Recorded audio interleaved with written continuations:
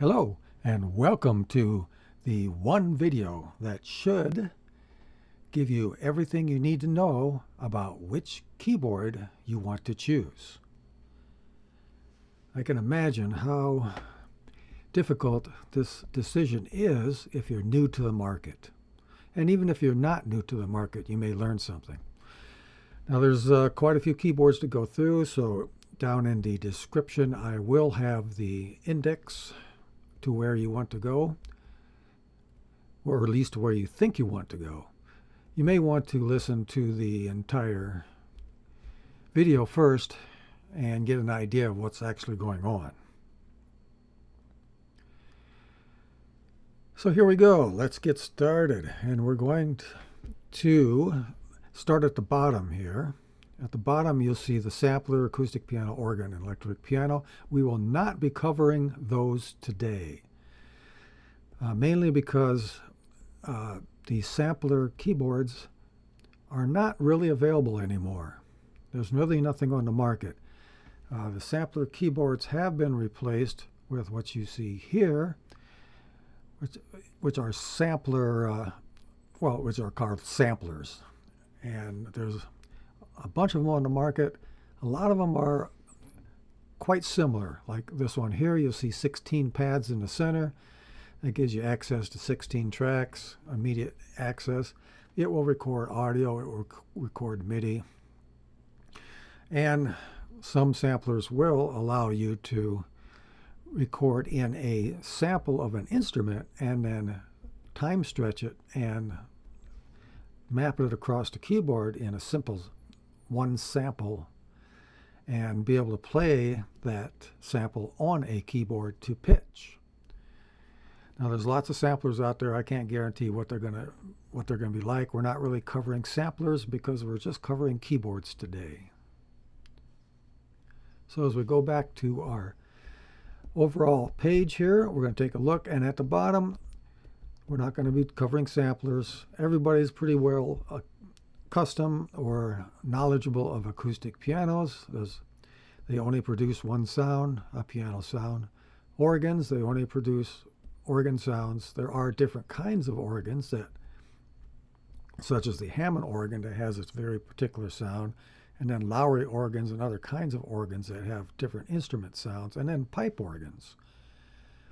We won't be covering those. And then the electric pianos, which have been around since the 60s, which are actually dedicated to making their own electric piano sound. Now these are not keyboard sounds like we're covering today. The electric piano, as seen at the bottom, on the bottom right, these are mechanical devices that actually hit tines, and then that's converted into electricity, and it is amplified out the preamp and then amplified in your amplifier. So at the bottom four we're not going to cover today. So at the top, that's what we're going through today, which are synthesizers, both analog and digital, workstations, which is basically a keyboard that the manufacturer throws as much of their technology into as possible. It's always their highest price keyboard, and it's one that does the most amount of different things. I call it a stage or a flagship. It's called a flagship because it's usually the keyboard that's crammed with the most features from the manufacturer. And I call it stage because if you only want to take one keyboard with you, this might be what you want, because the keyboard can make piano sounds, electric piano sounds. It can make organ sounds. You can put in digital sounds through a sampler. And there's very few of these available. So it won't take too long to go through this. And then we have controllers. A controller is a keyboard that can control your other keyboards. A controller by itself does not produce any sound. What it does is remotely play other keyboards. And as you can see, the controller in the upper right here, it looks like a synthesizer because it has so many controls on it. But all these controls are what's called MIDI CC, which is a control. If it will transmit these MIDI messages to another keyboard, and if that keyboard can receive those MIDI messages, you can set other keyboards up to receive that. Also, controllers today are mostly used as they're plugged into a computer, and once it's plugged into a computer, you can control software keyboards. And of course, today we're only covering hardware. So even though the controller is certainly capable of controlling any of these keyboards that I have on this slide, as long as there are MIDI 5-pin DIN jacks on them. Also, we'll be covering arrangers, which is a very strange market, but they're also very different. We're covering hybrid synthesizers. This is a synthesizer market that's very, very small, and there's very few choices, but it includes digital and analog in the same box. And then I'm including digital pianos, because digital pianos, there's hundreds and hundreds available, and depending on how much you pay, some of these digital pianos can be synthesizers. They get powerful enough to be synthesizers. Also, they double as arrangers. And that's what we're going to find out as we go through the keyboards today. What makes them so confusing is there are overlaps. And a lot of these keyboards, one will overlap with the other. The manufacturer, in an effort to have their keyboards shine above other manufacturers, they will include certain features that they hope will set their keyboard apart. Because out of all the manufacturers, everybody's offering almost the same type of keyboard. So it's difficult for people to look at different keyboards such as a synthesizer. There's a lot of synthesizers offered out there, and everybody wants theirs to sound different. Same with arrangers, same with workstations and hybrids and digital pianos. Hundreds of those out there. So it's difficult for a manufacturer to actually set himself apart. And that's where these overlaps come in. They try to give you more features for your money so that you'll be swayed to go to their product. For example, if you're out there looking for a digital piano and all you really wanted was just one piano sound, you wouldn't be interested in paying an extra $300, $400, $500 for a digital piano that has 500 other sounds in it. But if you're just looking for a digital piano, you go, what the heck? This thing's almost a synthesizer. I'll just pay an extra $500 and get a whole bunch of other sounds I can play with. Again, this all comes down to the choice and comes down to what you're going to do when you're looking at these synthesizers. If you're auditioning them in a music store, it makes it much easier. If you're trying to audition them on YouTube and on websites, it becomes more difficult. You get to listen to them, but you don't actually get to play them. Makes it much more difficult to pick one out for an experienced player. For the beginner player, auditioning a piano isn't as important. So let's start going through these. I'm going to split these up in categories so that we can finally get to know what these keyboards do and what they're called and what they're supposed to do from what they're labeled. So today right now we're going to do synthesizers first. And here we have a typical analog synthesizer. It creates sound out of basic waveforms. These basic waveforms are analog, and that means they're created through the circuitry. They're not a sampled waveform. They are a created waveform. The circuitry is actually creating these different waveforms. And in this particular Korg Minilog, which is a very popular, inexpensive synthesizer, you can see all the controls on it. And on the left side, they're all nicely grouped. On the left, you'll see the oscillators. In this case, there are two. The two oscillators are the same, and they offer different waveforms. And then we go to the filter section, envelope section, and effects. Now, there is a display on this one, but most of the sound design, most of your sound creation is going to be hands-on. And this is usually the favorite kind of synth for people that want to learn how to use synthesizers, and for even experienced people like me, hands-on synth where we got dials and switches and things we can just go over there and we turn. We don't have to go through these menus to figure out how to sound design. So these are very fast to sound design on, and the easiest ones to learn how to sound design if you're new. Now, this particular synthesizer has a keyboard, but this keyboard is what's called mini keys, or with keyboards, there's about three classifications. There's the mini keys, a mid-size key, and then the full-size key. This one happens to be classified as more of a mid-size keys. There are synthesizers out there that use mini keys, which are smaller and shorter. And then there are synthesizers that use what's so-called full-size keys. Now, full-size keys don't have a standard. You would think a full-size key is what you see on a piano. But as we get into the synthesizer world, the digital piano world, these full-size keys vary just a little bit. And you can't depend on them being exact. You'd have to take out your ruler and measure them if you want to find out exactly what size full-size key you're getting. Now, as far as mid-size keys and mini keys, there's no standard there at all. We're hoping in the future that someone's going to adapt a standard full-size key where there might be 3 variations of that. But today, you're not sure what you're going to get, but a full-size key is something, if you play piano, you would be comfortable with.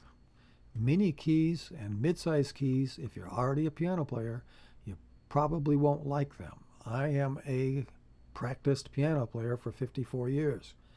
I cannot put 2 hands on a mini key or a mid-size key and play them. I can play solo. I can play one note with my right hand and pretty much get used to it. But as far as playing two-handed, playing chords and things like that, no, I can't play these. Now, these keyboards, if you don't like the size, and a lot of these keyboards I'm using as examples today are keyboards I have owned for quite a while. And this keyboard I do own. So why would I buy a keyboard that I can't play? I like the keys on the synthesizer, whether they're mini keys or they're mid-size or full-size keys, because when you're sound designing, it's very convenient to have those keys right there to try out your sound as you're sound designing.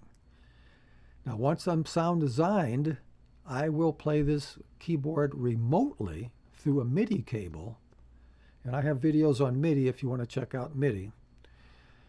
Through a MIDI cable, I can play this keyboard remotely from another keyboard I own that have full-size keys, and that was my intention when I bought it. I really like having the keys along with the synthesizer for sound design, but I will not play those. So there's always that option too if there is a MIDI in and out, and nearly every single synthesizer of any value always has the 5-pin MIDI in and out.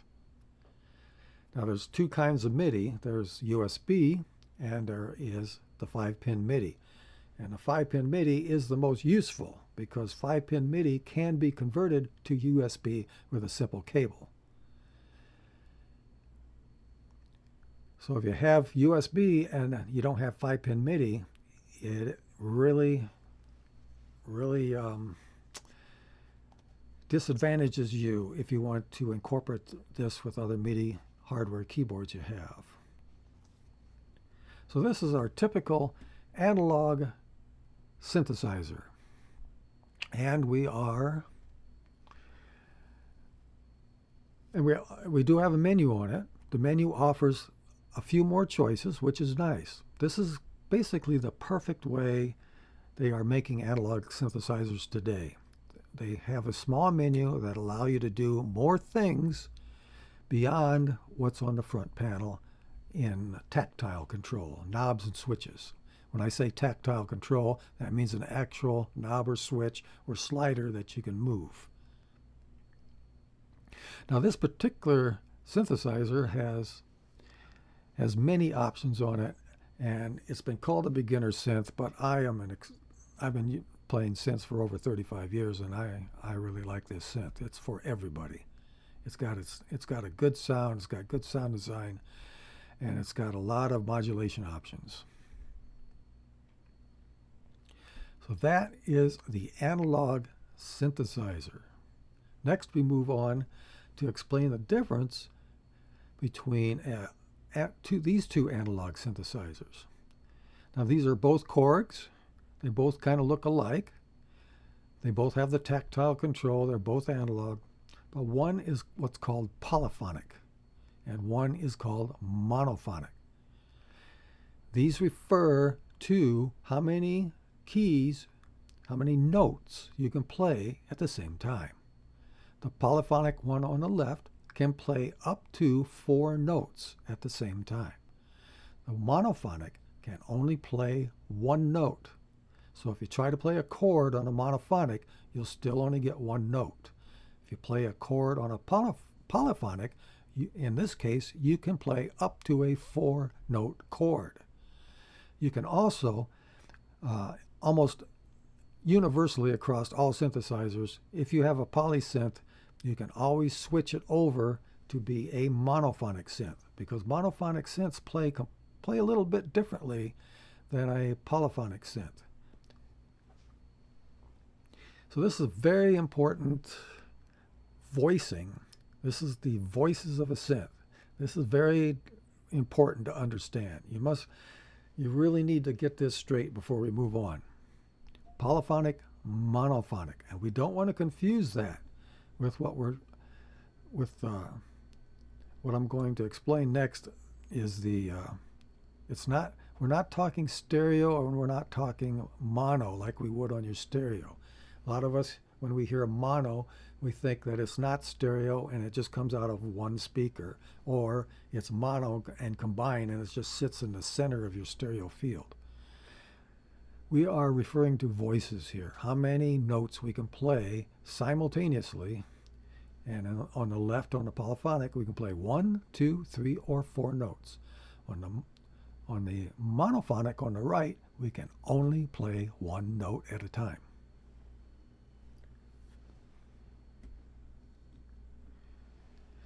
And now I'm going to bring in next to it a polyphonic digital synth.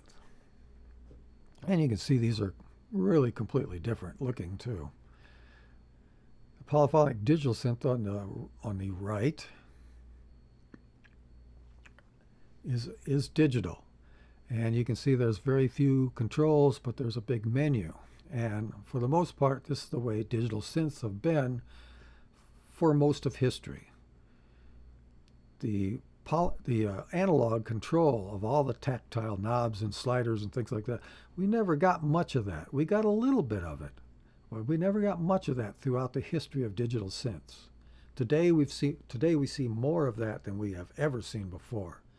And to give you an example, I can remember only 2 digital synths from 1980 all the way through the 90s, and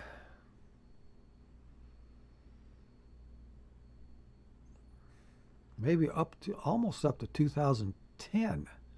I can only think of 2 digital synths that have this tactile control like we see on the left here of an analog.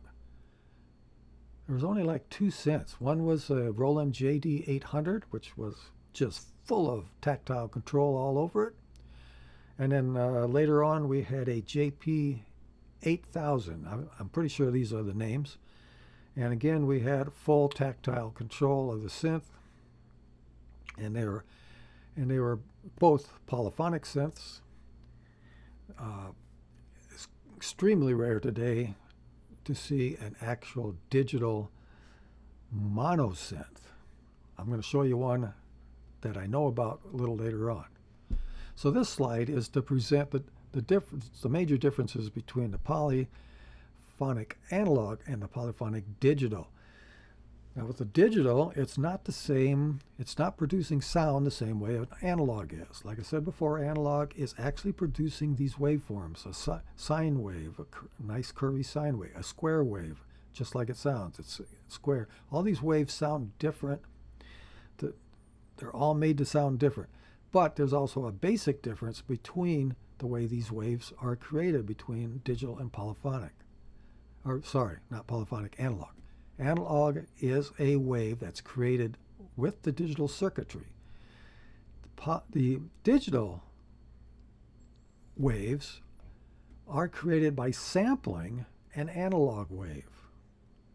The wave is sampled, and then the sample is played and edited on a digital synth. So the editing of these what's called high harmonic content waves, such as a sine wave, square wave, saw wave, reverse saw wave, and those are your basic waves. And then when those are edited, that's how we get all the different sounds out of a synthesizer. Now, one of the biggest advantages of digital synths, not all, but most digital synths, all the way through the 80s, 90s, and half of the 2000s, up to 2010, is usually when you had a digital synth, you also had a lot of polyphony. Like the analog synth on the left has only 4 voices, 4 notes you can play at once. The digital synth on the right is either 128 or 256 notes of polyphony. I don't know which one it is. It's probably one or the other. It may be more, but it's probably a 128 or 256. And anybody would say, well, you only got 10 fingers. You can't possibly play 128 notes at the same time. But the other advantage of digital synths are you can take a sound, and the sound per note may take up to 8 oscillators to create. So every time you push one note down, one key down, you may use up 8 notes of polyphony. So you can see how fast you can use up polyphony if the digital synth is using voicing in that way. Also, if you have, it allows you to layer sounds. All that polyphony allows you to put 2, 3, 4, 5, up to 16 different sounds all layered together. I don't think most of these synths say you can layer 16. They would have to be very simple waveforms to be 16. Most of the time, when you put more complex waveforms in there, you can't quite get 16. You might say you can get 8. You might be able to get 8 to layer together. But as you layer the synths together and you play them, it uses up more polyphony. So if you had one sound that took up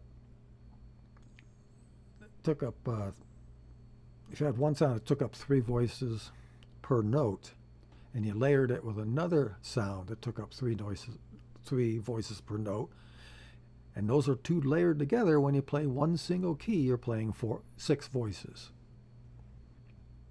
So that's why we have the incredible amount of polyphony in these digital synths. It's for layering, and it's for playing more complex sounds. This synthesizer I have featured here, the Yamaha, their synth architecture in digital includes up to 8 oscillators per sound design. So if you're creating an instrument, you can use 8 different oscillators to create that instrument. And then you can turn around and make another instrument with 8 different oscillators and layer those 2 together. So you can see we have these 2 synths up here, one analog, digital. You can see the advantages of digital. But the reason people keep buying analog is because most people think they sound better. And I personally think they probably sound better in the higher registers. But when we're talking polysynths, when we're talking playing more than one note at a time, and then you get these down into a mix with other instruments like drums and vocals or whatever music you're making, you get this down in there, and you will find that there's not a whole lot of difference once it's down into the mix. It's when you're on stage and you're soloing. People on stage that are soloing, they want that power. They want the power of a monophonic synthesizer, or they want the power of a monophonic analog synthesizer. But for those of us recording, I don't think it's as important. It's something you have to decide, something you're going to work with, and it's a great controversy out there of what is better.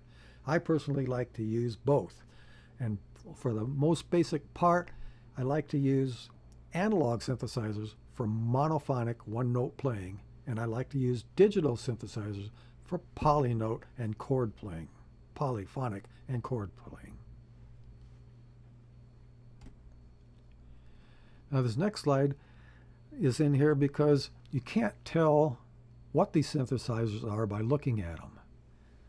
Because right now we have an analog synth on the left and a fully digital synth on the right. This fully digital synth is one of those extremely rare synths that have all that tactile control. Look at all those sliders, those knobs, the buttons.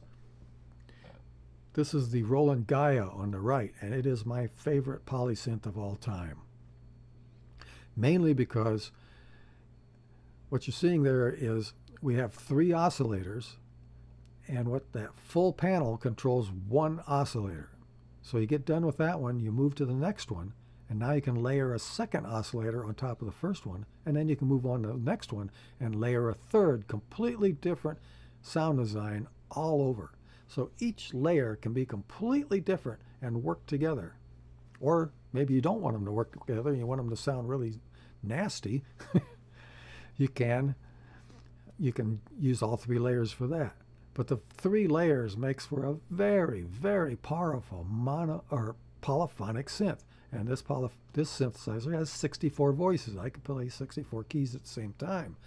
And again, you go, well, I don't think we could ever play 64. But if you put a sustain pedal on here and you do crescendos where you're sliding your finger up the keyboard, or harp-like crescendos where you're using 2 hands and doing a harp-like function down the keyboard, that'll use up 64 notes in no time as it sustains the ones you hit first, and then you play and then as you move down the keyboard and you play. I can run out of 64 notes doing crescendos like that in no time. But this polyphonic digital Gaia synth is just a one-of-a-kind synth between the 64 voices, which allow you to do massive chord changes. Massive chord changes. And the 3 layers, and also very rare for a synth, is each oscillator by themselves can be panned into the stereo field. So you can, with 3 oscillators, you can have one in the center, one panned hard left, one panned hard right, and all of those synths are interacting together, layered on top of each other throughout the stereo field. So between this one being all tactile and a digital synth, stereo fields, panning of oscillators, 64 voices, this synth does what no other polyphonic digital synth has ever done. So here we got 2 of my favorite synths. We got a polyphonic analog and we have a polyphonic digital next together. I own both these synths and I love them. Now the next is what I want. Like I was talking about before, I don't want people confused. On the left, we have a polyphonic analog synth, but it is mono in the stereo field. There's only one output on it. That means you plug this, when you plug this Korg polyphonic analog synth into your mixing board, it's going to be one signal, monaural, and right down the center. You cannot make a stereo field with this Korg polyphonic analog synth. Even though you can play more than one note. That's why I don't want people confused. I don't want you confused between polyphonic and monaural. These are completely two different things. The monaural refers to the single output and no stereo field. On the right, it is a polyphonic digital synth, and because we can pan oscillators and I have digital effects on it, I can create stereo fields. So the Gaia on the right has two outputs, left and right. And when you input that into your mixing board, you will have true left and right stereo. It's an extremely rare synthesizer that has true left and right stereo. So before we go on, let's not mix this up either. We have monaural, which is dealing with the stereo field, and we have polyphonic, which is dealing with how many voices or keys we can play at the same time. And on the right, we have stereo, which means we have a stereo field we can control from this synth. And it's polyphonic, which means we can play more than one note at a time. And just for fun, I threw this synth at the bottom. The one at the bottom is a 1980s analog polysynth. It's a Juno. It's an 8-voice. And you will notice that there's no tactile control on it at all. This was the synth that began the little digital readouts. You'll see there's an alphanumeric display on it, which was, I don't know, maybe 12 characters wide, and I think it was 2 characters high. And that is how you program this synth. No knobs, no sliders, no buttons. Well, you got buttons, but you have to, this is what's called a menu synth. Now, menu synths for analog is pretty rare. But I thought I'd include this because you cannot tell what kind of synth it is by looking at them. So here we have a digital synth on the right, the Gaia, full of tactile control. Looks like an analog synth, does it? It's not. It's a fully digital synth. And below it is a fully analog synth with no controls on it other than a button and a menu. Now the synth that the Juno below with the menu was a nightmare to program. A nightmare. A nightmare because it takes 10 times longer to get something out of it as it would either one of the other synths on top, either the Korg or the Gaia on top. And here I've talked about the extremely rare monophonic digital synth that you see on the left. As far as I know, that's the only one I've ever known that was created, ever. There may,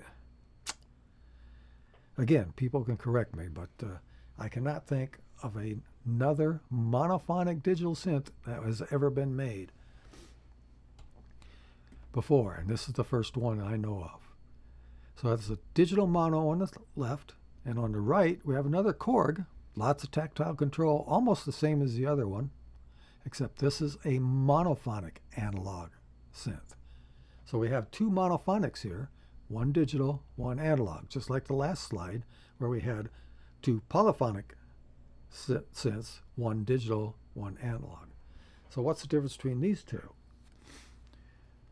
Again, the one on the right, the analog monophonic, is creating the waveform from the electronics on the synth itself. It's actually outputting the waveforms. The one on the left is a digital monophonic, and it is a sampled waveform. And they did a few tricks with it. It actually has 4 voices. You can't play 4 keys at once. What they did is they stacked them.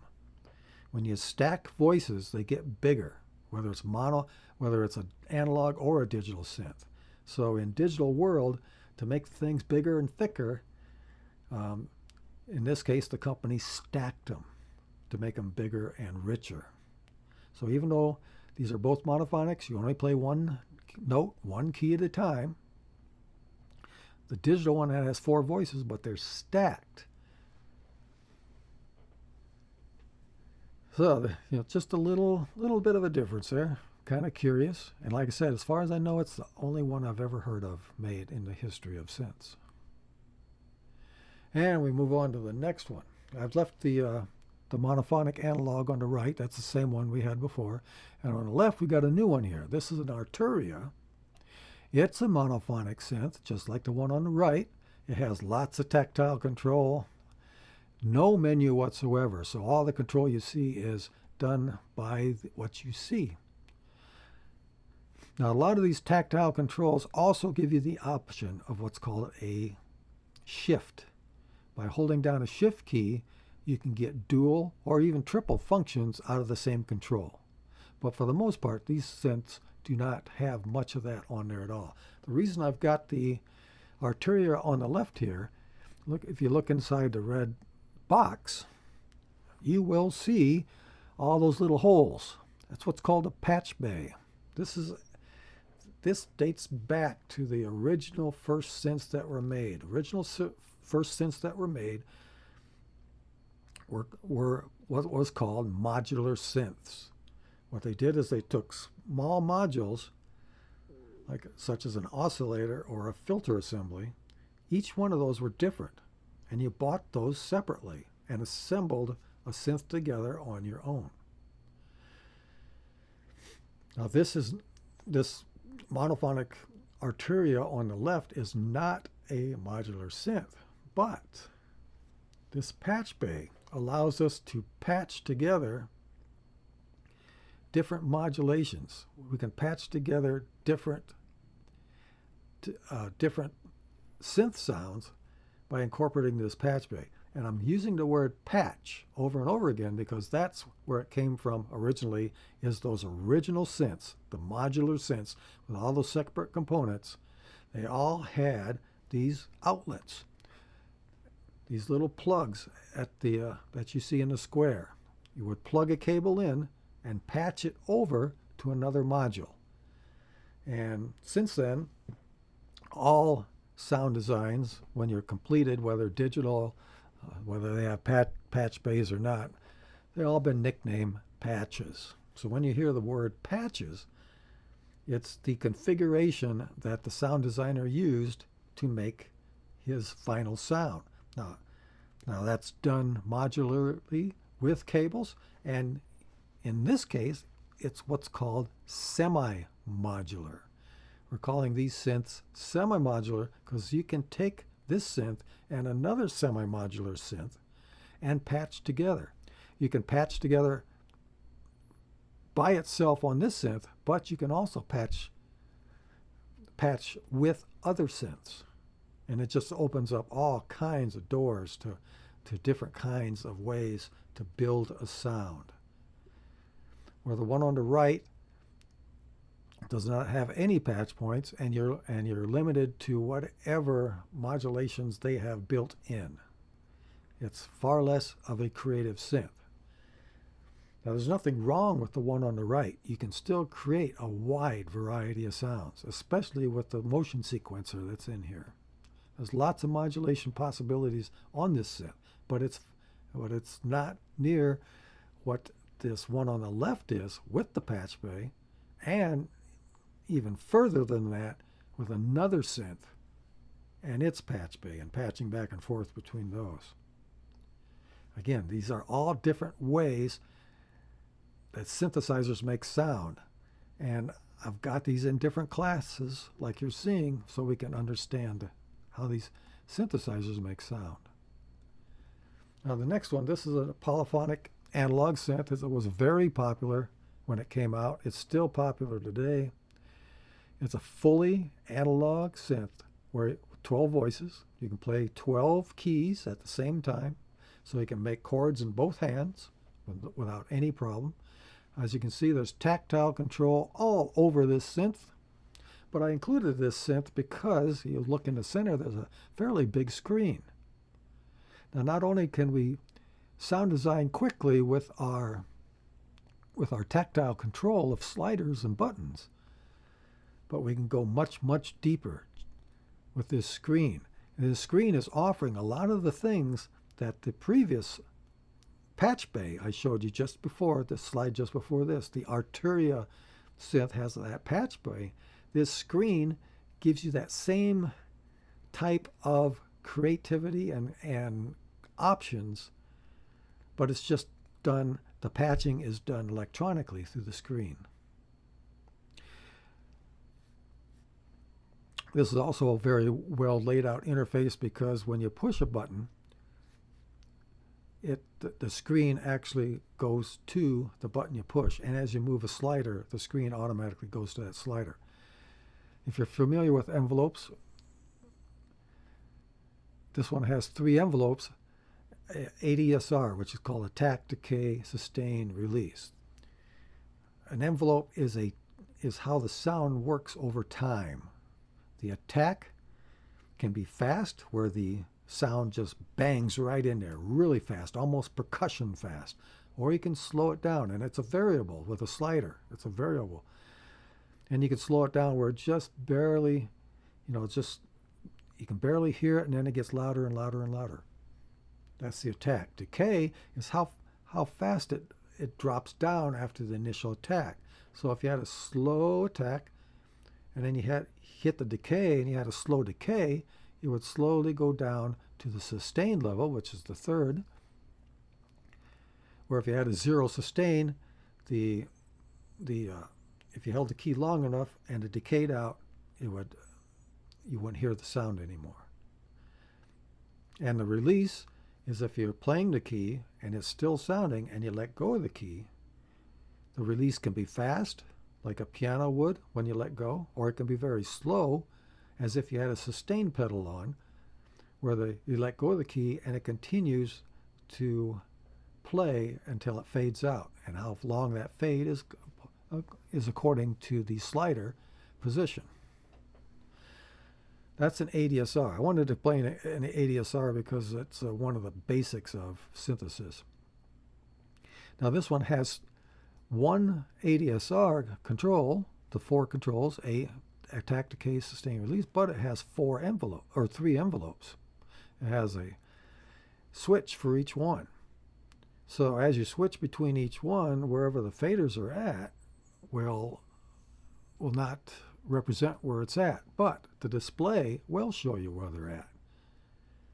So it's a really great interface, and though I haven't played it, I have listened to it on YouTube, and it really sounds good, and people are getting excellent sound out of this. Another good synth. I have not bought this synth and probably will not buy this synth, but it's still a good choice.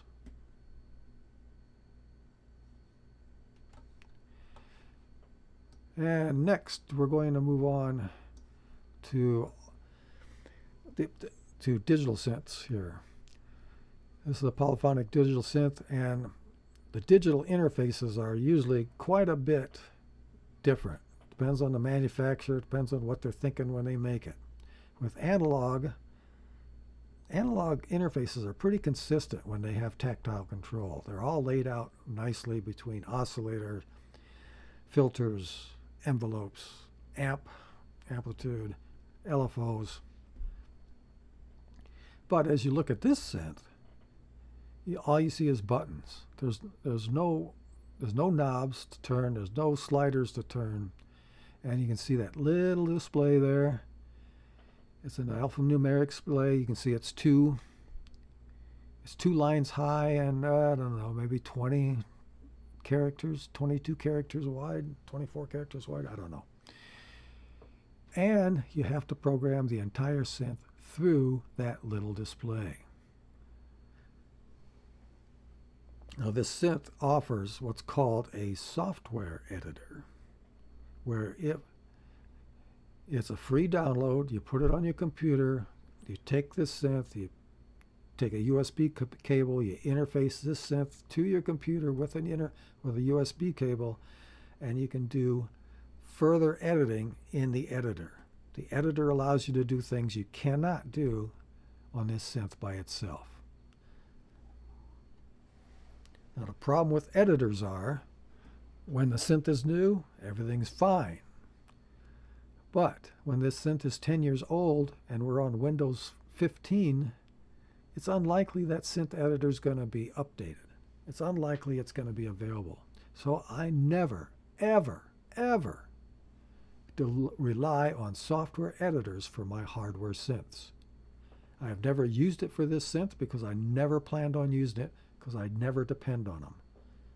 They probably won't be around for that long. So when I bought this synth, I knew I was limited to only 2 layers. Software-wise, I can layer up to 16, but hardware-wise, I can only layer 2. And I have to go through all these menus and click buttons over and over, repeating them, 10, 15 clicks to get to where you want to go. It's a very slow synth to program. But I bought this synth mainly for the basic sounds in it. I just wanted something for textures in the background of my music. And if you look on the left, there's 4 knobs.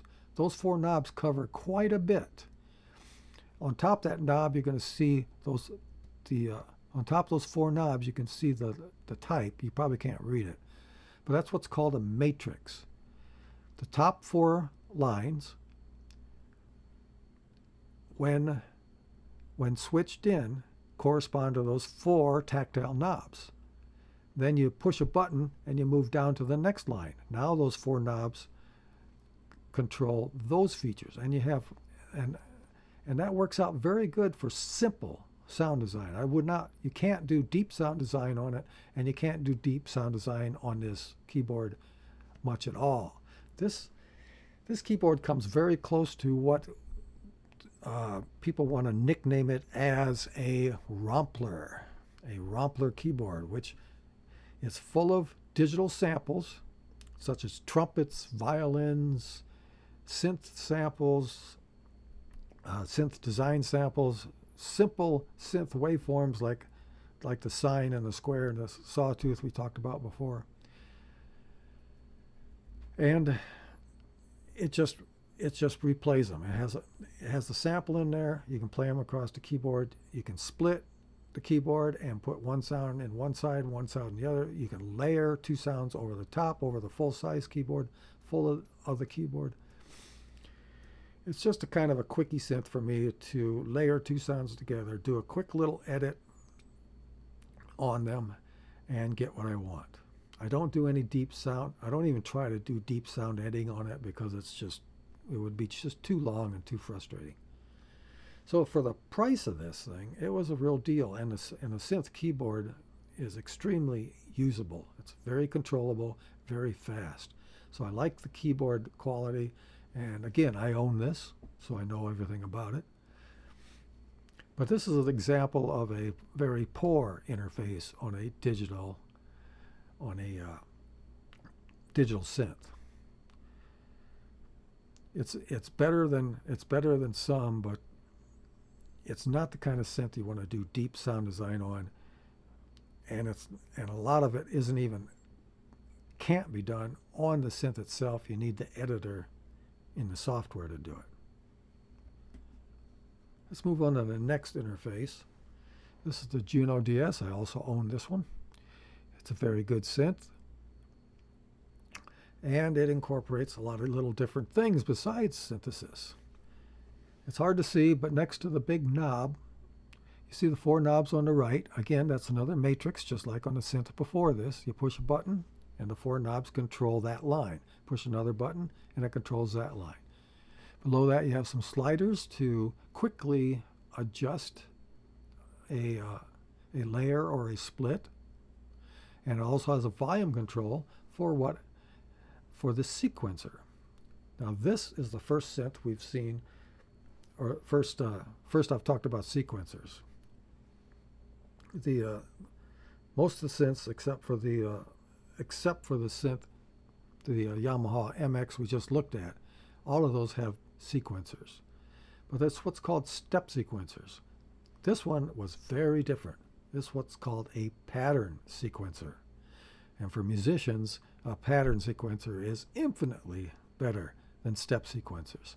Step sequencers have their place in my studio, but as a musician, I love pattern sequencers because you can just play in exactly what you want repeated back to you. And that's what sequencers do. You program in or you play in, and it spits it back out to you and loops it back around.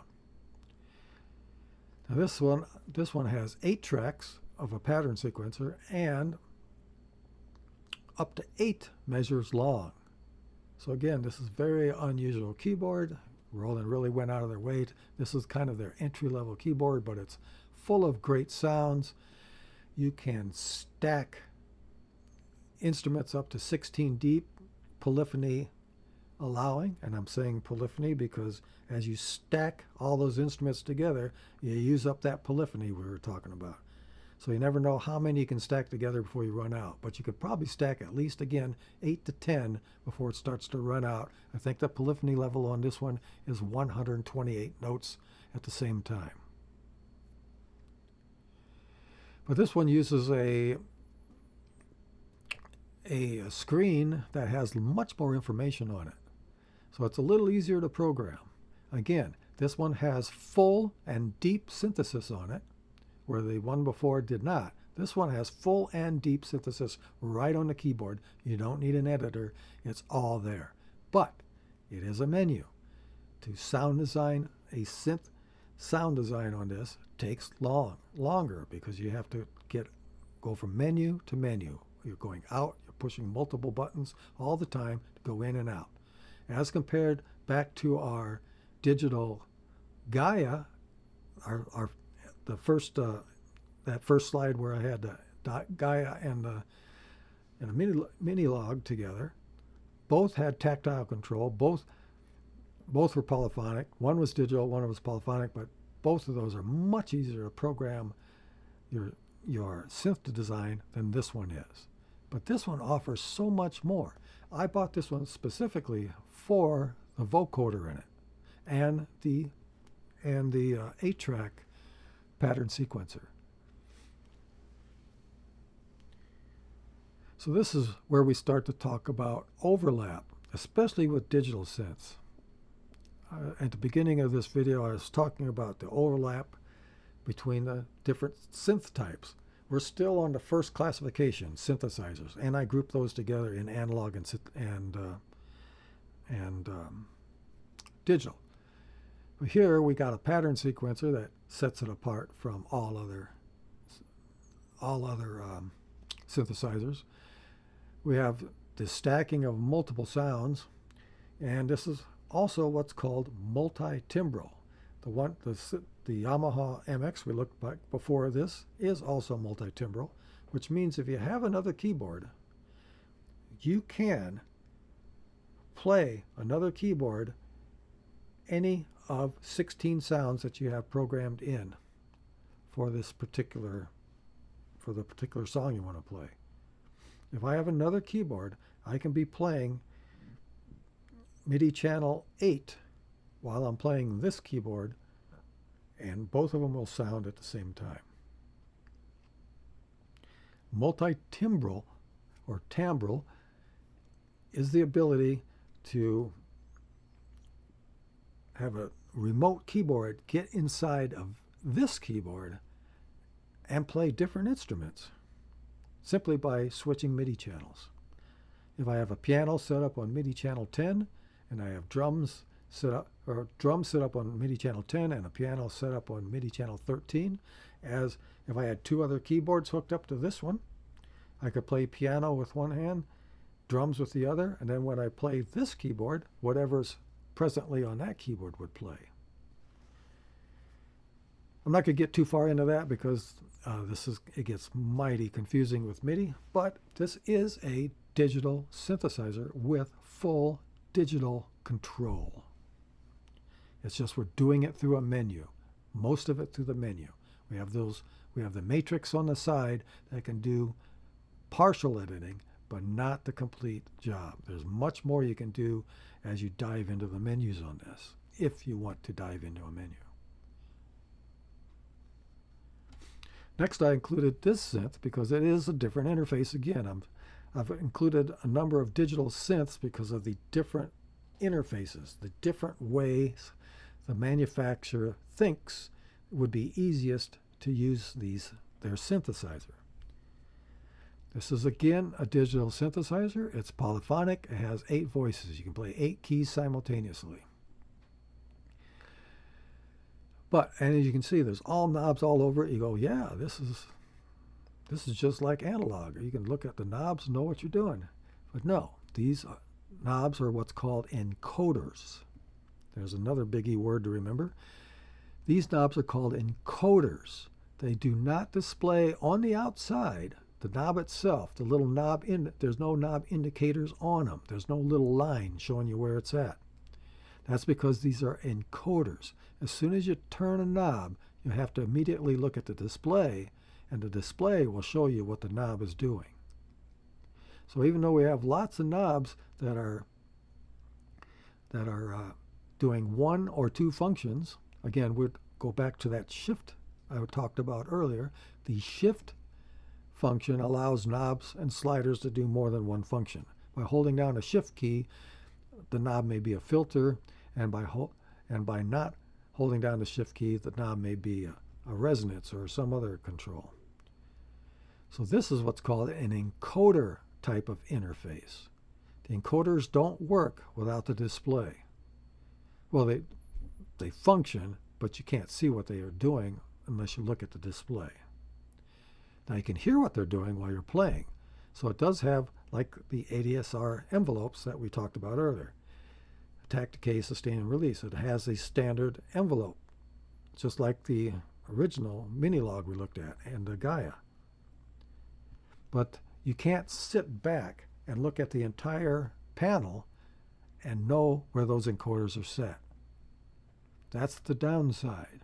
You have to actually turn an encoder to find out where that envelope's at, where that filter's at, where the resonance at, where the LFO's at. It's a much more difficult way to design. I have never, oh yeah, I've designed with encoders before. I would have to work with them more. It's still not, my favorite way is still 1 knob per function, get the job done and get out. So let's move on to another interface. This is another very popular synth today. It's another polyphonic digital. I forgot the voice count on this one, but I think it's 8. I think it's just 8. Pretty sure it's 8. And the interface is completely different than what we've seen so far. You'll notice the big knob in the center. You have a display under there. And then you have those 4 knobs to the right of the big knob and the 4 knobs underneath it. And you'll see there's 4 displays for each one of those. So what we have is little mini displays. As you turn a knob, the little display will show what it is. It's a fairly ingenious interface. What makes it especially special is on the far right above the keyboard, on the bottom, you'll see this what looks like a graph, but those are actually buttons. And it's actually laid out the direction in which you would sound design. And as you push the button, the displays automatically go to what is relevant to that button. Now, I don't own this synth. I would like to buy one and try it out. And again, like I said, I do not know how frustrating this kind of interface is. We got 8 knobs and a main knob, and we got some instant filter and resonant knobs on the upper right. Those 8 knobs on the left are just arpeggios and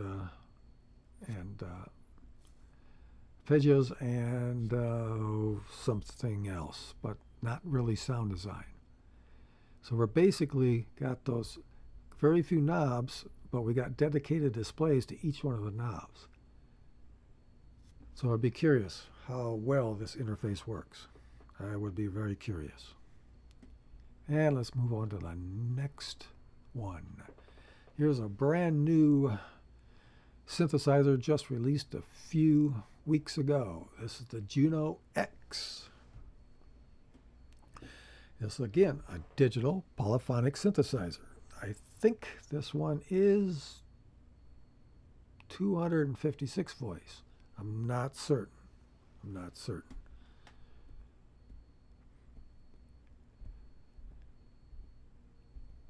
But what we see is a lot of tactile control, like a lot of the analog synths we were seeing, and the digital Gaia, which was my favorite synth. Lots of digital control with these tactile controls. Now this synth will layer up to 4 sounds at the same time.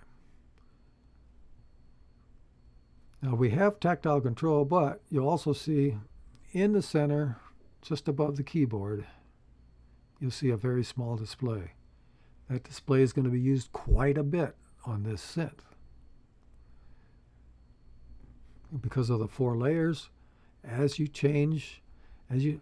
set up your first sound design, and then go to your second sound design, and you move all the levers around, you move all those faders up and down, when you go back to your first sound design, that does not represent what the second design is. That may be the most confusing part for anybody, but I have videos on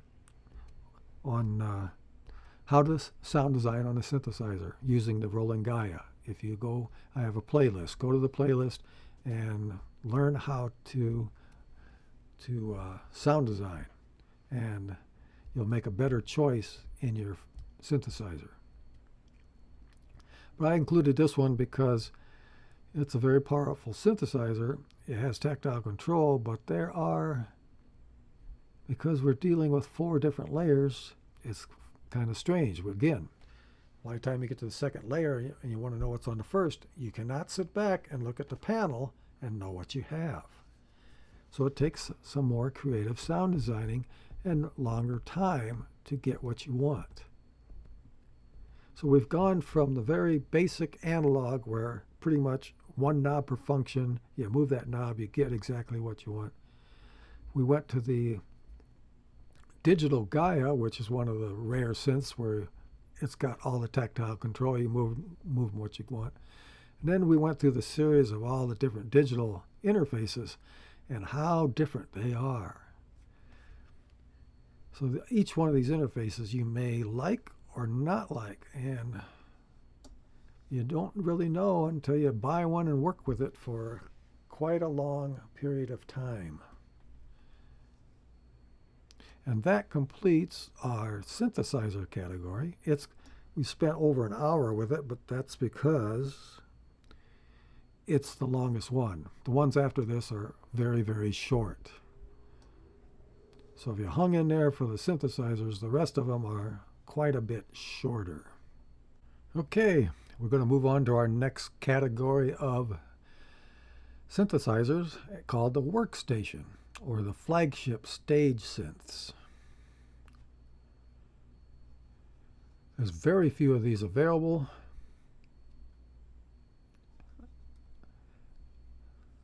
As far as I know, Korg, Roland, Casio, Kurzweil, and Yamaha are the only people that make these really big flagship synths where they just throw everything they have at it. All their technology, they try to stuff it into one keyboard. You might say, well, you can't go wrong with that. It's got everything. Well, there's advantages and disadvantages to that. But I always think of these keyboards as either that's the only thing you're going to buy and you're going to make all your music with it, or you want this on stage with you because it has so many features and you can do so much on stage with just one keyboard. You don't have to haul one keyboard around. You don't have to have racks and racks of keyboards with you. So as we look at this first one, it's this is the Roland Phantom. It's their top of the line keyboard. It's Comes in 61 keys, 76 keys, and 88 keys. The 88 keys are weighted like a piano. So you got synth action on the shorter keys, and the full 88 has a weighted action. And it's 88 key, I think, is over $4,000. So the first synthesizer we looked at was the little Korg Mini-Log at $550, and now we're all the way up to the Flagship here at $4,000. I think around $3,300. These prices will change. This is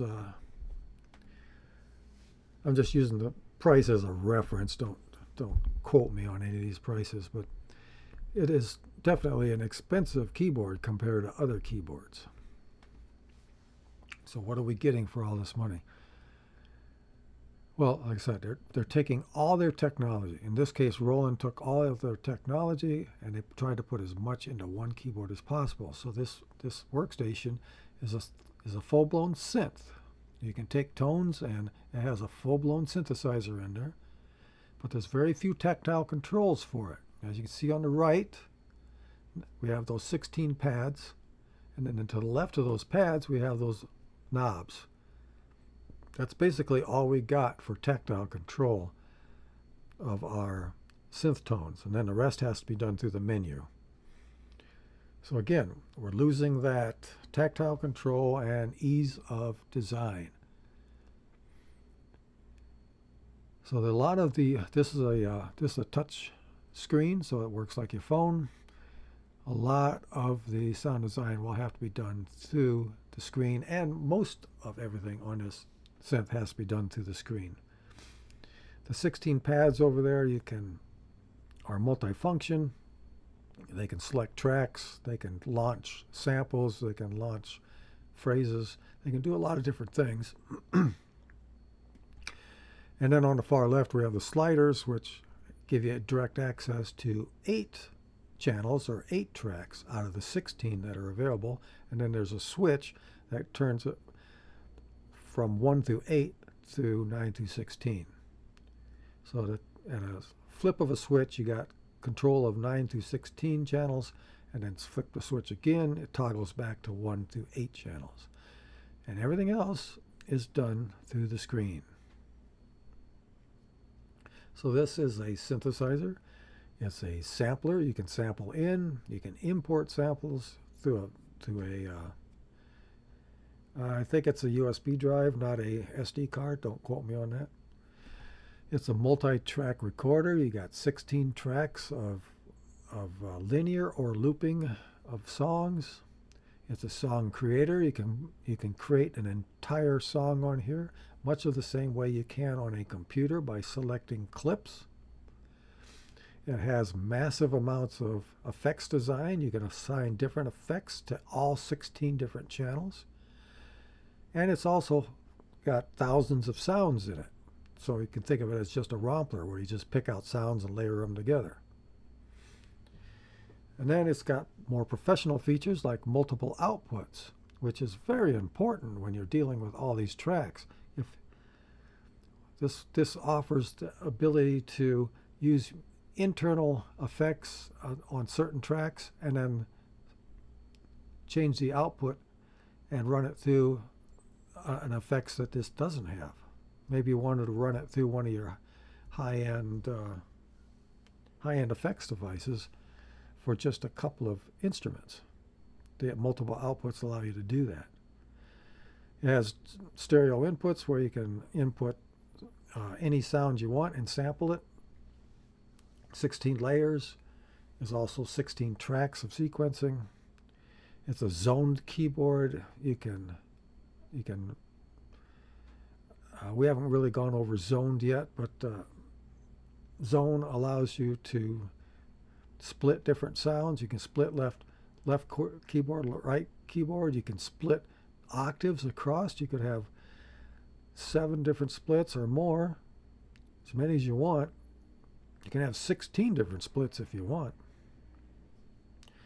And they can be combinations of splits and layers, or they can be all just layers. So if you have a long keyboard and you shift octaves on your zones, you can be playing, you can have a lot of different sounds set up at the same time and just switch octaves to get the different sounds. It has a professional output with an XLR and a high output preamp. And you can get 88 weighted keys on this one too, as well as synth action. So I've thrown as much at it as possible. I have looked into this synthesizer a little bit, because this synthesizer, as long, has all these sounds in it, but it has different sound engines in it too. It has the V-Piano sound engine. That's Roland's top of the line modeled acoustic piano. It's the piano that you can fine tune every key. You can fine tune it. You can adjust the. It's just like tuning and voicing a real piano. You can have a bright key next to a dull key if you want to, but for an experienced pianist, you may have exactly the sound you want, except that top octave may be too bright for you. You can go in there and just assign a duller tone to those 8 keys at the top, or just one key at the top. You have access to individual all 88 keys to tune and to voice. Plus, you have EQ overall. You have different samples you can pick if you're not using the V-Piano. The V-Piano is a modeled instrument. It's not like anything else we've been talking about it for in digital. It is modeled, which means there's no polyphony. You can play infinite number of notes. I don't know what the limit is. I don't know if there is a limit. But in compared to sampled pianos, in this case, it's probably 128 or 256. Again, I don't remember the polyphony on these, but I'm sure it's very high. It must be at least 256. Maybe even higher than that. And of course, you can layer anything together you want, even the different engines. You can layer in the V-Piano over another sampled piano, over a sampled string, over whatever you want to do. This is the workstation. Now, I got only 2 in here because most workstations are the same. Here's a completely different manufacturer, almost the same layout, except we got no knobs on this one. You got the same 8 tracks of control on the left. We got knobs on the right. We got no pads on this one. So basically almost everything is done through the touch screen on the Yamaha.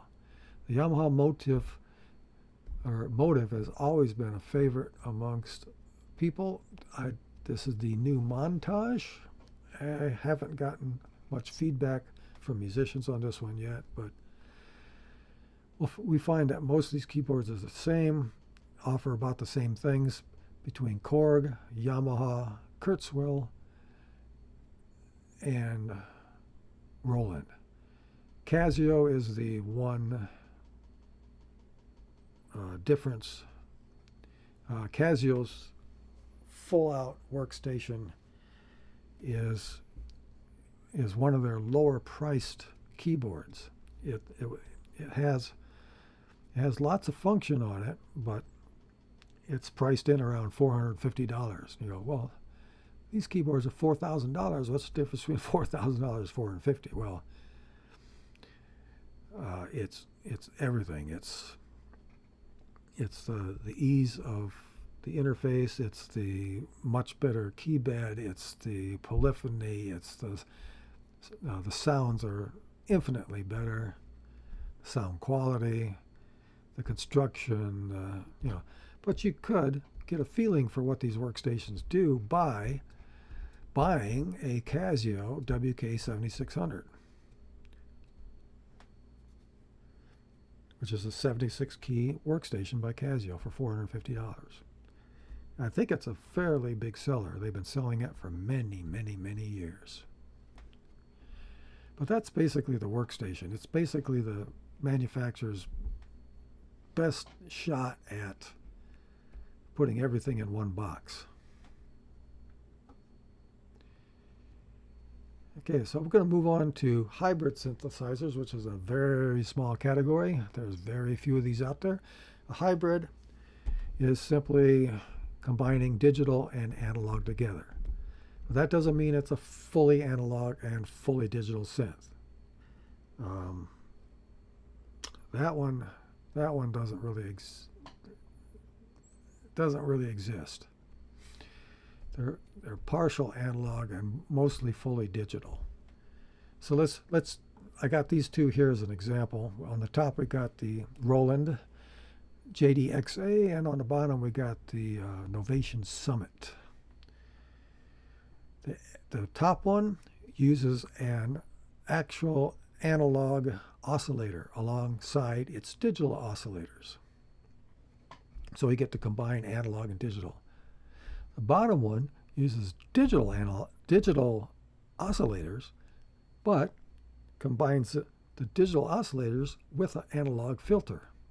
Now, I don't know how long the analog path is in either one of these. The Roland, it may be a complete separate analog path. I'm not sure, but I'm just trying to explain what these hybrid synthesizers are. There's not that many. You'd think there'd be a lot nowadays, but there's not. I'm going to show you the next, which is the most popular one because it's inexpensive, and it's the easiest one to kind of explain here. And that's the Korg Minilog. Now, we had a Minilog at the beginning, which I own, and this is the Minilog XD. Major difference between the two is the Minilog that we had at the beginning of this whole synthesizer keyboard thing have two analog oscillators in it. This one has the same two analog oscillators, but it adds a third oscillator that is digital. So you get digital waveforms, and you get what's called mod waveforms, or I can't remember, modulation waveforms, which are not the common. So it does have the common sine and square and sawtooth, but it also has more complex waves, or more specifically sounding waves that you can add in. Now, it all runs through the same filter, but the display does offer the digital part of this synth some additional adjustments that the tactile knobs and real-time control on the panel does not. Also, what this one includes is some really great effects. So we have, unlike the Gaia, it's digital and it's analog, but none of the oscillators can be panned, so it's not a true stereo synthesizer. But it has stereo outputs. Now, the Minilog has a mono output because it is monaural. There is no stereo field in it whatsoever. This one has stereo outputs because of the stereo effects that you can apply. Stereo effects can bounce from one side to the other, one across the stereo field. And it really opens up a sound. But it's not a true stereo. It's simulating stereo, but the oscillators are all dead center, all monaural. It's the effects that are bouncing it from side to side and trying to open up a stereo field. I went back and forth between what synth do I want? Do I want this XD or do I want the original Minilog? And I decided on the original Minilog because it had a full ADSR envelope for both filter and amplitude, and it also had a LFO that was tied in to the full ADSR envelope. I didn't want to miss that. And I already have effects devices, so the effects wasn't that important. So I saved money by buying the Minilog instead of this one. But if you're going to choose if this is your only synth you're going to buy, you might prefer this one because it can do you can really do some stellar sounds by the time you put 3 oscillators together and some of these really big effects that it has in there. And you can use 3 effects at the same time. So this is the same layout as the mini log we discussed earlier. These are mid-size keys. Biggest difference is digital and analog working together. 3 oscillators and the 2 stereo outputs with much more effects than the other one has.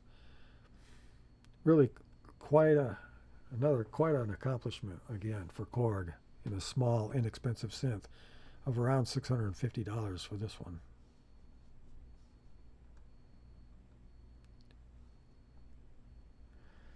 Okay, and now we're going to move on to our next keyboard. And this is going to be a strange market. This is the arranger keyboard market.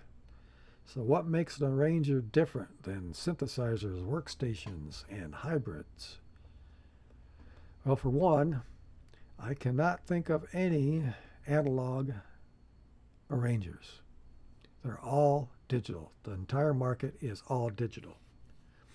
The other thing that's strange is almost the entire market is all 61 keys synth action only. But again, like we discussed earlier, the arrangers in the upper end of the market, such as $1,000 or more, will come with 5-pin MIDI, which means you can hook a big 88 key keyboard up to it and play through the 88. I own this this arranger. That's why I'm starting with it, because I know it extremely well. But we're going to get into some other ones too. So I bought this arranger because, as you can see on the right of the panel, you got 16 pads. Each one of these 16 pads can record a phrase of almost any, I think up to 32 measures long. And it has a touch screen, which makes the style creation a little easier. And styles are part of an arranger. So let's go back to describing an arranger. I described the limitations. First of all, they're always digital. Almost always have 61 synth action keys. It's hard to get MIDI on. There are a few, but it's hard to get MIDI on an arranger that costs less than $1,000. Most are used touchscreens now that are over $800. We have a limited amount of voice editing. Some arrangers, certainly the cheaper ones, you can buy an arranger for $50. Some of the cheaper ones don't have any editing whatsoever. So we're limited to a small amount of voice editing. On this one, there's quite a bit of voice editing. We can do quite a bit. We were limited to 3 layered voices on most with 1 split. So we can play 4 sounds, 4 voices at the same time, 4 instruments at the same time. We can layer 3 together with the right side and split it and play 1 on the left hand. That's the maximum amount. Or you can have 1, 2, 3. You don't have to split. You can just layer 1, or you just have 1 layer of the keyboard playing all the same instrument. So basically, you can set this up. Because this is an arranger, arrangers function by playing a chord, and then it has up to an 8-piece band backing you up. Now a lot of keyboards play drums along with you, and a lot of keyboards will play along with you, but the arranger keyboard is the only keyboard that when you play a chord, all the pitched instruments in the accompaniment will follow that chord. If you play a C major chord, all the bass line, if you got a bass guitar, maybe you got a guitar, another six-string guitar playing a rhythm. Maybe you got a pad or a viol or a symphony in the background playing. When you play a C major chord, everything all through those 8 tracks, up to 8 tracks, will play in accordance to that C chord. And then as soon as you play an F chord, it all changes. The bass line changes, all the pitches changes. So a arranger keyboard is like having a backing band in perfect time playing with you. And the more complex the arranger, it doesn't even have to be a perfect band. You can control how perfect you want it. It can be right on the money. It can be just a few like a quarter of a beat per minute off. It's up to you on some of these other keyboards. But the arranger market is huge. It starts around $50 and it ends at the top of the line around $5,000. The arrangers are the most expensive keyboards you can buy, other than some of the top of the line analog synths. Top of the line analog synths that are not modular. The Moogs are going up. The most expensive Moogs are going up around $7,500. And then when you go modular, they can go up to $25,000. But in the arranger market, it's still a very expensive keyboard for what you're getting. 61 keys, synth action, $5,000. So this is one market that's very difficult to find out what you want because these keyboards are so complex. And the reason I buy arrangers is not to play the built-in styles. These built-in styles might be all you want, just something fun to play with. To have a backing band, you pick a style closest to what you want and you just play it. But I do all my songs I compose. I'm a composer. So I design my styles from scratch, from a blank program, specifically for the song that I'm going to play. And that's what makes these arrangers so powerful. This particular Casio is one of the more creative of the bunch because I can record up to 32 measures long before it loops back. So it's not like it just plays one measure of an 8-band accompaniment and repeats. It can play up to 32 measures before it repeats. So you can have chord progressions in there if you want. You can have melodies going all over the place. It's 32 measures is a long time before something repeats in the music world, at least in the pop music world. And between that and I am not limited. Some of these high-end keyboards limit you to the chord that you play when you're designing your style. The Yamahas, if you play a C7 major chord and you want to play melodic notes along with the chord in the style, you only can play those 4 notes. You can only play the 4 notes within that chord. That's extremely limiting. Compared to the Casio here, which you can play any note, you're playing a C major chord. You can play any of the notes in there and create all kinds of different melodies. You can't really create very good melodies when you're limited to playing only the notes of the chord. Very boring. So this is a market that needs to grow. I've never owned a Yamaha, but from what I've read, and you have to go through the manuals because there's hardly anything out there that tells you what these keyboards can do. So I go through the manuals over and over, look on YouTube for tutorials to find out what is the limitations, because they just won't tell you. And what came out on this keyboard, on the Casio that I bought, the limitation was I got these nice long, I was doing these nice long measures for my style, and before I was even halfway done, Casio ran out of memory. So even though there's long you have long measures before they repeat, 32 measures before they repeat, you run out of memory before you can even fill up your styles. And then the other very disappointing part was those 16 pads that I was going to record phrases in, those 16 buttons on the right of the display, there's no volume control for them. There's no volume control whatsoever. You can switch them from velocity controlled to not velocity controlled, and you can try and control the volume of your phrases by velocity, but I found that to be impossible. You'd have to hit the pad at exactly the right pressure to get the right volume. So my 16 phrase pad option just went right out the door. I lost that.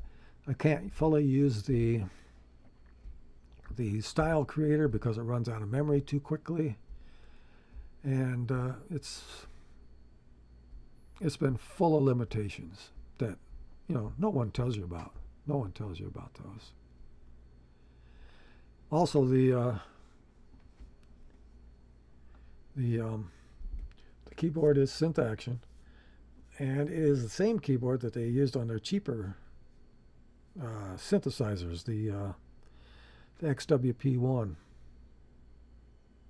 So the keyboard is not that good either.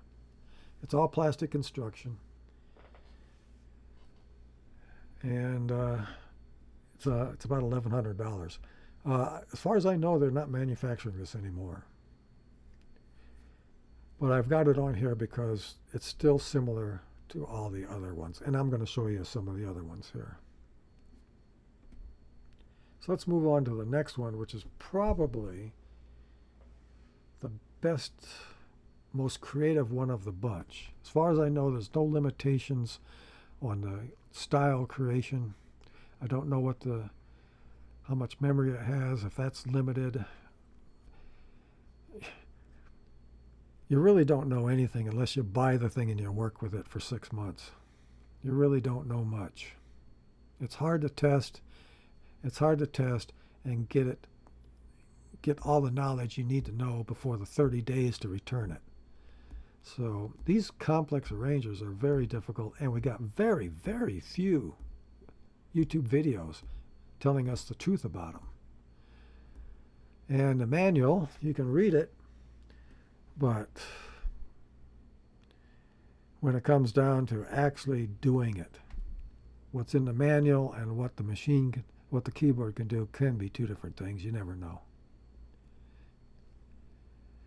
Well, from what I hear, this is the most creative because it allows you to do the long measures. It's got good sound. Hopefully it's got more memory than the Casio does.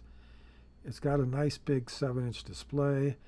This one costs twice what the Casio. This is the PA1000. There's also a PA700 that I would choose over this one, and that one's down around $1,500 to $1,700. So they're very expensive keyboards, very expensive.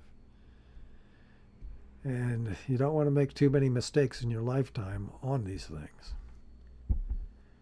I'm going to stay with my Casio for a while and within its limitations and work with it because it's so expensive to replace it. So this is the Korg. It has lots of sounds.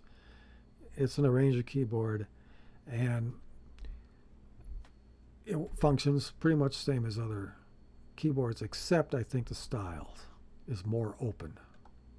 I think it's more like the Casio. It doesn't have the Yamaha limitations. This next one it's kind of blurry because I blew it up, but this is how the styles work. You see the buttons at the bottom in the square. You got 3 buttons, and then you got 4 buttons. You got a button that says break, and then you got 3 more buttons. The first 3 buttons are introductions. You can have up to 3 different introductions to a song. And the introduction doesn't have to be an introduction. It can be an interlude in the middle of a song, because introductions work by playing through whatever measures you made it, and then automatically going to the variations. And that's the 4 that you see next to. We got the 3 on the left. Those are the introductions. Then we got 1, 2, 3, 4. That's the main and the variations. That's the That's the 4 styles that you can create. They can be completely different if you want, or just slightly different than each other. And then you have in between, you got that fill button where you can automatically, when you switch between the variations, it'll automatically put whatever fill you designed in there. Next to that's a break button, which means you push the button, one measure of blank goes by where you can play the keyboard freely, and then the style comes back in. And then the next 3 buttons is the ending. You can have 3 different endings you want too. Now those three different introductions can be an actual introduction, or it can be interludes, because it automatically leads into those variations. So basically, each one of these has 8 tracks of possible accompaniment in it. You don't have to use all 8. You can use 1, 2, 3, 4, 5, 6, 7, 8. So each one of these variations, intro, endings, all have 8 tracks that you can design to accompany yourself by simply playing one chord with your left hand. Or you also have the option of full keyboard. You can play a chord anywhere on the keyboard. There's a lot of options on these things. They're very complex. But as a sequencer goes, these are what's called pattern sequencers. They blow away any steep step sequencer out there. For one, you got 32 measures. Some of them have 16 measures. If you got 16 measures at 4/4 beat, that's 16 times 4 for a step sequencer, or 16, 32, 64. So it's like having a 64 step sequencer if you can go 16 measures. And the Casio does 32, so it's like having a 128 step sequencer. But they don't work in steps. They can if you want, but you can play in there freely too. So that's where they just blow away. If you're a musician and you just want to play in what the pattern's going to be, that's all you have to do. Play it in and you're done. And then it repeats. You don't have to step it in and then edit. So this way you get to play all different kinds of notes. You can play half notes, tied hold notes, anything you want throughout the entire sequence of those styles. And here we got the one of the big boys. This is the Yamaha SX900. This is $2,200–$2,300. And the next step up from this is the Yamaha Genos, which is that 5,000 one I talked about. But as far as I know, there's a limitation on the style building on these. And that's, you have to be the notes within the chord that you're designing. And the next one I showed you, this is the 50 or 67. The top one is about $50 to $70. It does exactly the same thing the other ones do, except you can't program it. You play a chord on this, whatever style you got chose will play, and as you change a chord, the style will change. All the pitched instruments will change with the chord. And you can split it and play right, left hand. I don't know how deep this one goes. Probably not too deep for the price, but it is an arranger, and I had to include it. Now the one below it is only a $300 arranger. This is the Casio CTX 3000, and it is a very, very creative and powerful pattern sequencer in here for building styles and for limited editing of your instruments. So if you really wanted to find out what arrangers are all about without investing much money, this is the way to go. $300, full-size keys, 61. You get decent sounds. They're not great, they're decent, but you can program your styles from scratch, from a blank program, and you can edit your sounds. It's an extremely creative keyboard.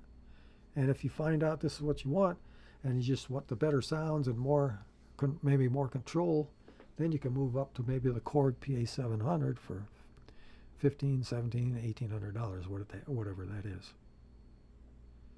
But the arranger market is a strange one. They are very complex, and it's hard to know what you're getting. But a lot of people buy these arrangers simply to have an accompaniment. They use the onboard styles that are already made. They never make their own styles. You may layer together a few sounds to play on your right hand and something on your left. In that case, these are very simple to fairly simple to use. Now, the next category I had to include because of the overlap that we've been talking about, and it's the digital piano category. And I only have one slide. These are basically the 5 different pianos that you can buy. These are digital pianos, but because they overlap and there are 2 basic different kinds of pianos, but they're all basically made to recreate an acoustic piano sound as best as they can for the price. So starting on the left at the grand piano with the lifted lid, that's one of the higher end digital pianos. I think they like to put the nostalgic lid and extended piano to give it more elegance, but you also have more room to put a decent sound system in there. I think the speakers are mounted in that area and they bounce off of the open hood, so you get a natural reflection that you would from a acoustic piano. And if they put decent speakers in there, it could sound pretty good with all on its own. You wouldn't have to buy anything else. It would sound good. Below that is the console or upright piano version of a digital piano. These are home versions. You don't want to really move these around. And it's the same. It's the same as the other pianos. They're all 88 keys. They're all weighted, but they all have different actions. The more money you spend, the closer the action is going to be to an actual piano. Some are just weighted, just like a heavy weighted synth. And some are actually have the action of a piano. So those are the kind of the home units. They're freestanding. They include speakers and can be played just as is. But normally you find, especially on the console piano below the grand, the sound systems aren't that great in them. So you may have to buy additional speakers to be happy with the sound. Now to the right, I got 3 portable keyboards. We call them portable or stage keyboards because they don't have legs. They can be put in a bag or a case and be wheeled around and transported. But they can just sit on a keyboard stand at home too. Now the top one is a Casio, and I included that because this is a digital piano, but it also has 500 sounds in it, and it has styles in it, like the Ranger keyboards we were talking about. Now, I haven't got into this Casio to find out how much control you have over styles and editing. It could be just as much as my Casio, because it has the same display. It could be just as deep. Hard to say. I can't tell for sure. But I included this because not only is this a 88 key weighted key piano, it's also an arranger. And one of the very few arrangers that have 88 keys. Now this arranger could be completely without edit. And I don't know. You'd have to find out. Now the one in between I included, this is the Roland V piano, the 90X. I think it's FP90XV, or I don't know. It's the 90X. It's their V piano. It's their top of the line piano. It's the only piano out there that's not sampled. This is a modeled piano. They modeled it in electronics, and they're trying to get a piano sound out of electronic circuitry. where all the other pianos, they record an actual piano, sample it, and then assign the sample to a key on the keyboard. So the Roland is highly tunable. It's the same piano that's in the workstation that we reviewed, the Roland Phantom. It's the same piano in there, so it has all the editing I talked about in that. And it is the only model of piano, as far as I know, that's available. Now below that is the Yamaha, and that is the typical sampled piano. But this one has some editing, and it's very important to have editing on a piano because we all have our different ideas of what a piano should sound like. So the Yamaha, just like the unlike the modeled Roland, it has different controls, but at least we can control it. So the Yamaha has different lid positions. It's closed, half open, and open to get different sound. With a closed lid, it's going to be more mellow than an open lid. It also has tone controls, a 3-band equalizer to fine-tune your piano sound, and a number of controls for the resonance now, the string resonance they're including in pianos of this price range. All other digital pianos up till now were pretty dry. They just had a note. They didn't include what's called sympathetic resonance of the strings. On an actual piano, when the hammer hits the strings, you get the sound of that string, but you also get the sound of the strings around it. They vibrate a little bit too. Not nearly as loud as the one you struck, but it's what's called sympathetic resonance. And now they're including that in these digital pianos. Not all of them, but the ones that are, I don't know what the price cutoff is. When it comes to digital pianos and sampled pianos, there are thousands of choices. As far as I know, there's only one choice, like the Roland V piano, where it's modeled. Now that doesn't mean modeling is better. I've never actually heard it other than played on YouTube, and I've been torn between the two, between the Yamaha and the Roland, as to which one I want to move up to from my present piano that's 10 years old in technology. I'd like to move up in technology. But I included pianos because they are keyboards, and again, we're talking crossover. Like I said, there's hundreds of different models of digital pianos, and some of them have lots of sounds in them. Some of them have just a couple of sounds in them, and they can double as synthesizers in some cases. Something else to look at when looking at keyboards. And the last category is one of the simplest. That's the controller keyboard. Controllers, as you see here, we've got one on top. That's an 88 weighted piano action controller. You can see there's no buttons on there whatsoever. All it does is very limited control. It has keyboard control and pedal input control for another keyboard. Controllers do not have any sound engines inside of them. All they do is transmit MIDI data to another keyboard. So if I play a middle C on that M Audio top keyboard, and I MIDI cable it in to my other keyboard,